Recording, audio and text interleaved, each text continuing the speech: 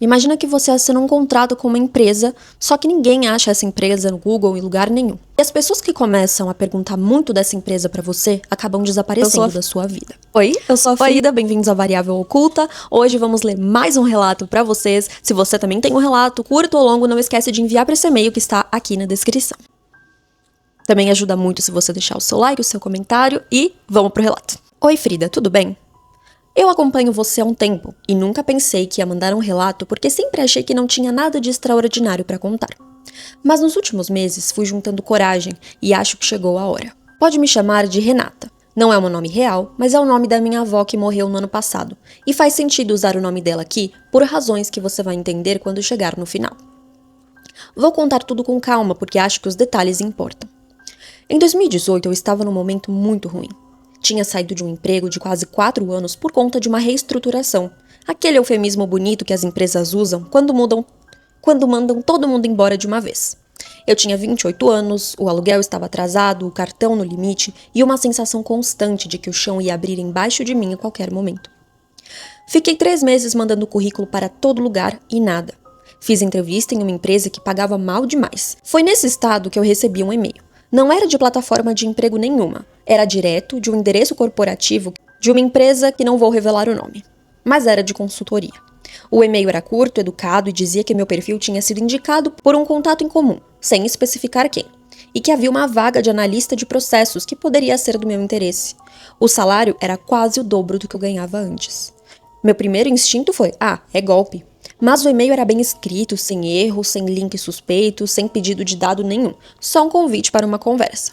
Fui pesquisar a empresa, e aqui começa a primeira coisa estranha. Não achei nada. Não achei site, não tinha LinkedIn, não tinha reclamação no Reclame Aqui, nada no Google, além de 2 ou 3 resultados que levavam a páginas que não abriam. Para uma consultoria, isso é no mínimo incomum. Toda consultoria tem presença online, ainda mais uma que aparentemente tinha funcionários o suficiente para ter um RH que manda e-mail de seleção. Comentei com a minha amiga, que aqui vou chamar de Patrícia. Ela disse que devia ser uma empresa nova, que às vezes demora para ter presença digital e que eu estava com frescura por recusar a oportunidade naquela situação toda. Ela não estava errada sobre a situação. Respondi o e-mail. A entrevista foi marcada para 2 dias depois, num endereço em um bairro comercial aqui de São Paulo. Prédio de vidro, recepção com uma moça sorridente, sala de reunião com água e café. Nada de estranho. O homem que me entrevistou, vou chamar de Eduardo. Tinha uns 45 anos, usava um paletó escuro e o jeito calmo de quem já ouviu muita coisa e nada mais o surpreende. A entrevista foi tranquila. Ele me fez perguntas técnicas, me explicou a empresa, disse que trabalhavam com gestão de processos para clientes de grande porte, mas que por questão de confidencialidade não podiam revelar quem eram esses clientes. Achei estranho, mas era uma explicação. No final, ele me entregou um folder com as condições da vaga e disse que se eu tivesse interesse, na etapa seguinte eu receberia o contrato para assinar. Me agradeceu pelo tempo, me acompanhou até o elevador, e quando a porta fechou, eu percebi que durante toda a entrevista ele nunca tinha me pedido nenhum documento. Nenhum, nem RG, nem CPF, nada. Liguei para Patrícia do estacionamento. Ela disse que era sinal de uma empresa séria. Empresa boa não fica pedindo dado antes de contratar. Fui para casa com aquela mistura de esperança e desconforto que eu não sabia direito como nomear. 2 dias depois chegou o contrato por e-mail. Era um contrato de trabalho normal na maior parte. Cargo, salário, benefícios, jornada. Mas tinha uma cláusula que eu li 3 vezes achando que ia entender. Cláusula tal, parágrafo tal. A colaboradora se compromete a não divulgar, por qualquer meio, verbal ou escrito, informações relativas às atividades, clientes, metodologias ou estrutura interna da contratante, incluindo a própria existência do vínculo empregatício a terceiros não autorizados. O descumprimento dessa cláusula implica em penalidades previstas no anexo B. Então eu fui para o anexo B e tinha 4 linhas. Dizia que em caso de descumprimento, a colaboradora estaria sujeita a medidas corretivas a serem definidas pela contratante de acordo com a natureza e a gravidade da infração. Medidas corretivas, mas eles não especificavam quais. Mandei mensagem para a Patrícia perguntando se ela achava normal, e ela disse que todo contrato de consultoria tem cláusula de confidencialidade, que eu estava procurando pelo em ovo.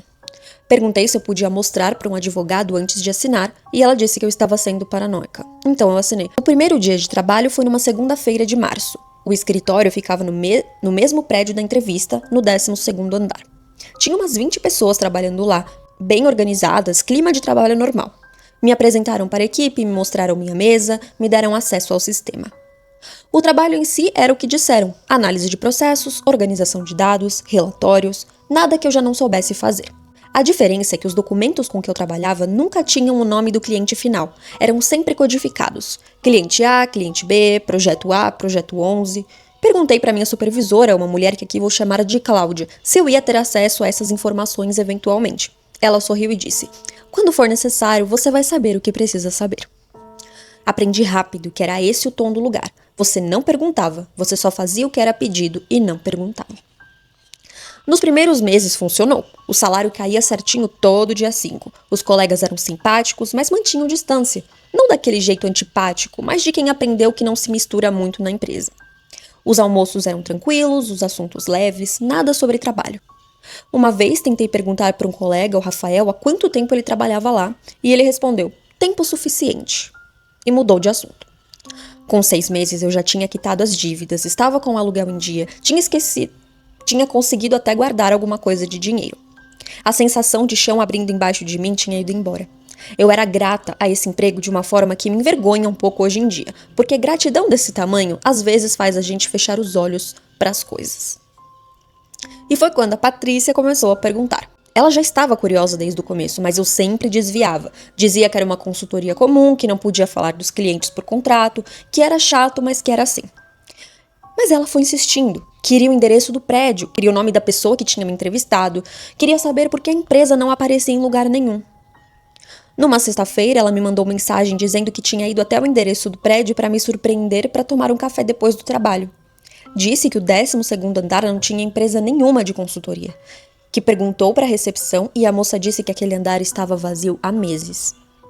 Entrei em pânico. Mandei uma série de mensagens explicando que ela devia ter ido no endereço errado, que talvez tivesse confundido o prédio. Ela me mandou foto do endereço que tinha ido. Era o certo. Fui trabalhar na segunda como se nada tivesse acontecido. Sentei no meu lugar, abri o computador e fiz o meu trabalho.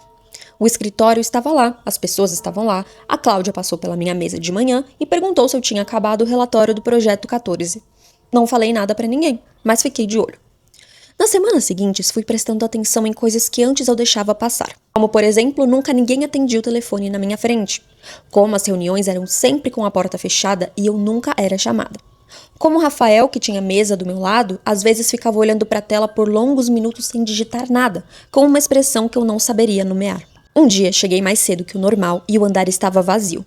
Não só sem pessoas, vazio de um jeito diferente. As cadeiras estavam no lugar, os computadores estavam lá, mas tinha um silêncio que não era de escritório, sabe? Era pesado. Fiquei parada na entrada por uns 2 minutos e as pessoas foram chegando uma a uma, como se nada. Bom dia, como foi o fim de semana? Não entendi muito bem. Em outubro do mesmo ano, minha avó, a Renata de verdade, que estou usando o nome aqui, começou a perguntar sobre o emprego. Ela morava em Campinas, a gente se falava todo domingo por telefone. Ela queria entender onde eu estava trabalhando, queria ir me visitar no escritório, queria conhecer meus colegas. E eu desviava igual fazia com a Patrícia. Mas ela foi mais longe. Pediu pro meu primo, que mora em São Paulo, ir até o endereço ver se estava tudo bem comigo. Meu primo foi. Me ligou do estacionamento do prédio dizendo que tinha subido até o 12º andar e encontrado um escritório com uma recepcionista que disse que não tinha nenhuma funcionária com o meu nome. Naquela noite, fiquei acordada até de manhã, tentando entender o que estava acontecendo. Na semana seguinte, a Cláudia me chamou na sala dela. Fechou a porta, colocou na mesa um papel com o nome Patrícia e o nome do meu primo. E ela disse: entendemos que algumas pessoas próximas a você têm demonstrado interesse em informações que são cobertas pela sua cláusula de confidencialidade. Gostaríamos de lembrá-la do anexo B. Eu não consegui falar nada. Ela sorriu. Não um sorriso de ameaça, sabe? E disse que eu podia voltar para minha mesa. Eu pedi demissão na semana seguinte. Inventei que tinha recebido outra proposta, assinei os papéis de rescisão, devolvi o crachá, peguei minhas coisas numa caixa e saí.